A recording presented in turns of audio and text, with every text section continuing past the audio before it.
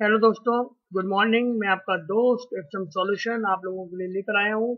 आज का नया टॉपिक बाबर मुगल काल शासक था जिसने हमारे देश के ऊपर 1526 से लेकर 1530 तक शासन किया। तो दोस्तों, आप लोगों हमारे साथ जुड़ सकते हैं इंस्टा मोजो पर भी। सारे लिंक आपको हमारे वीडियो के डिस्क्रिप्शन में दिए हुए हैं, जहां से आप हमारे वीडियो के द्वारा नोट्स भी ले सकते हैं इंस्टा मोजो से। जानते हैं बाबर के बारे में। तो बाबर जो था वो मुगल कालीन शासक था। बट बाबर का टॉपिक स्टार्ट करने से पहले मैं आपके सामने कुछ और मुगल कालीन महत्वपूर्ण शासक जो थे उनका डिस्क्रिप्शन देना चाहता हूं, जिन्होंने 1526 से लेकर 1857 तक हमारे देश के ऊपर राज किया। तो इनमें सबसे पहले थे बाबर 1526 से 1530 के बीच में, हुमायूं 1530 से 1540 और दोबारा 1555 से 1556 के बीच में, शेरशाह सूरी 1540 से 1545। ये हमारे मुगल काल शासक नहीं थे, मुगल शासक नहीं थे ये, लेकिन इनका जो राज था वो मुगल कालीन शासकों के टाइम पीरियड का है। अकबर जिन्होंने 1556 से 1605 तक, जहांगीर 1605 से 1627 तक, शाहजहां ने 27 से 1657 तक और औरंगजेब ने 1658 से लेकर 1707 तक हमारे देश के ऊपर राज किया। अब हम लोग मुगल काल के महत्वपूर्ण शासक की सामान्य ट्रिक कि जो बाबर, हुमायूं, अकबर, जहांगीर, शाहजहां और औरंगजेब जिन्होंने हमारे देश के ऊपर शासन किया। और भी शासक थे जिन्होंने मुगल कालीन शासक जिन्होंने हमारे देश के ऊपर शासन किया था, मगर जो बहुत महत्वपूर्ण शासक थे जिन्होंने हमारे देश के ऊपर राज किया वो ये थे। तो इन शासकों में से भी मुगल काल के जो महत्वपूर्ण शासक थे उनको याद करने की जो ट्रिक है वो कुछ मैंने आप लोगों के लिए बनाई है। वो ये है कि बाबर ने हुमायूं को कहा अकबर से बोलो, जहांगीर और शाहजहां को औरंगजेब के यहाँ भेजे। तो ये बिल्कुल एक छोटी सी लाइन मैंने आपके लिए तैयार की है, जो बाबर, हुमायूं, अकबर, जहांगीर, शाहजहां और औरंगजेब जो कि मुगल काल के शासक थे या मुगल शासक थे, उनको ध्यान में रखकर मैंने आपके लिए बनाई है कि बाबर ने हुमायूं को कहा अकबर से बोलो, जहांगीर और शाहजहां को औरंगजेब के यहाँ भेजे। इसके बाद अब हम लोग आते हैं दोस्तों आज के हमारे टॉपिक जो कि है बाबर, जिन्होंने हमारे देश के ऊपर 1526 से लेकर 1530 तक शासन किया। तो जानते हैं इनके बारे में। इनका पूरा नाम जहीरुद्दीन मोहम्मद बाबर है। इनका जन्म 14 फरवरी 1483। तो दोस्तों भूलना नहीं है, बाबर का जन्म वैलेंटाइन डे के दिन हुआ था। वैलेंटाइन डे का मतलब 14 फरवरी 1483। 1483 वैलेंटाइन डे का टाइम नहीं है, मगर 14 फरवरी वैलेंटाइन की डेट है। 14 फरवरी 1483 को तुर्किस्तान के फरगना नामक जगह पर हुआ। पिता की मृत्यु के पश्चात 11 वर्ष की आयु में 1494 ईस्वी में फरगना का शासक बना। तो यहाँ पर हम लोग अब पढ़ते हैं कि इनकी माता और पिता के क्या नाम थे। तो पिता का नाम था उमर शेख मिर्जा और माता का नाम कुतलू निगार खानम। तो ये इनके माता और पिता के नाम थे। अब हमारे जो शासक थे ये बाबर, इनके बारे में कुछ इतिहासकारों ने इनके शासन को 3 भागों में विभक्त किया था। पहला जो भाग था वो फरगना के शासक के रूप में जाना गया है, जो 1494 से 1502 के बीच में, काबुल के शासक के रूप में 1505 से 1525 तक और हिंदुस्तान के शासक के रूप में 1526 से 1530 के बीच में माना जाता है। 1502 से 1505 के मध्य बाबर का किसी भी क्षेत्र पर कोई अधिकार नहीं था। जिस समय बाबर के भारतवर्ष पर आक्रमण हुए उस समय भारत किसी एक शक्ति के अधिकार में ना होकर 5 मुस्लिम राज्य, जो 5 मुस्लिम राज्यों में विभक्त हो गया था। कौन कौन से थे?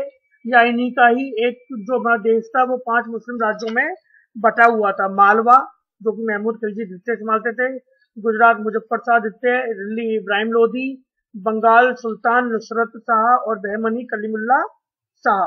और इसके अलावा 2 हिंदू राज्य थे। हिंदू राज्य में कौन कौन से थे? मेवाड़, राणा सांगा जो कि उत्तर से रिलेटेड है, और दूसरा विजयनगर कृष्णदेव राय। तो दोस्तों आपको पता होना चाहिए कृष्णदेव राय कौन से, चेलानी राम जो नाटक आता है उसके महाराज कृष्णदेव राय। इसके अलावा उत्तर भारत में 2 प्रमुख सैनिक और राजनीतिक शक्तियां थी।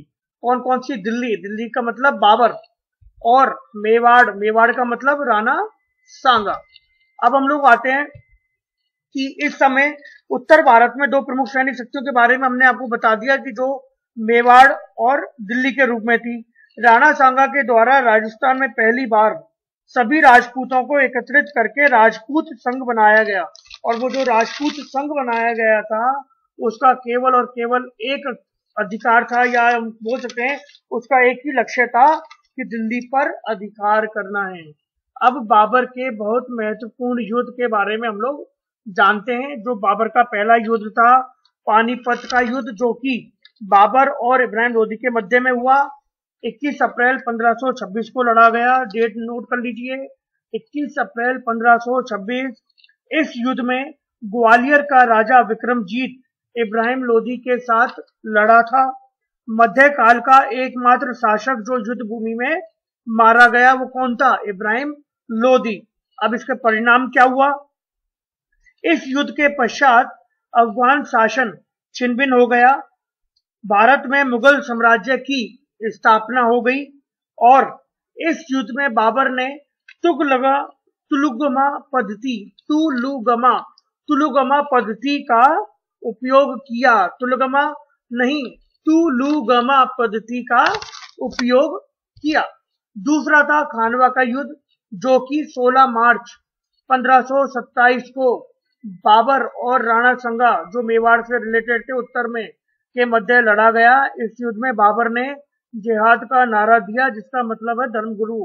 इस युद्ध में दो ऐसे मुस्लिम सेनापतियों का उल्लेख मिलता है जो बाबर के विरुद्ध खानवा युद्ध में लड़े। एक थे महमूद गोरी, जो कि इब्राहिम लोदी का भाई था, और दूसरा था हसन खां मेवाती।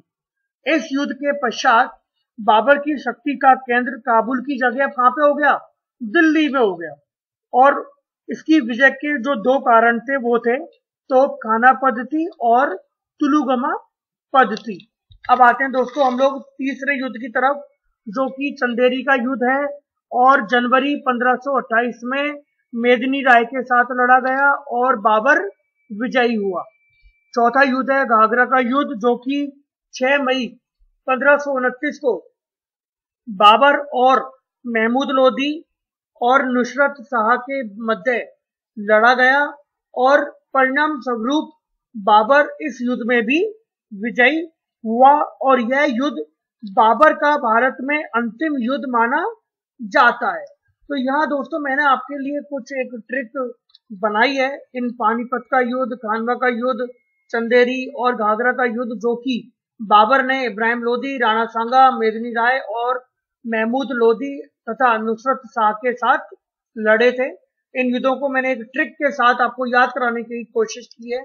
तो वो ट्रिक ये है, बाबर ने इब्राहिम के साथ पान और सांगा के साथ खाना खाया। तो देखो आपको समझ में आ रहा है, इब्राहिम और पान का मतलब पानीपत, इब्राहिम, सांगा, राणा सांगा के साथ खाना मतलब खानवा युद्ध, तथा चांदनी रात में, चांदनी मतलब चंदेरी रात में मेदिनी राय के साथ महमूद लोदी और नुसरत शाह के घर का मतलब घाघरा। तो यहाँ से आप लोग समझ सकते हो बाबर की युद्ध की ट्रिक्स को, कि बाबर ने इब्राहिम के साथ पान और सांगा के साथ खाना खाया तथा चांदनी रात में मेदिनी राय के साथ महमूद और नुसरत के घर गया। तो ये ट्रिक मैं जानता हूं कि शायद आप नहीं भूलेंगे, बहुत अच्छे तरीके से आपके लिए बनाई है।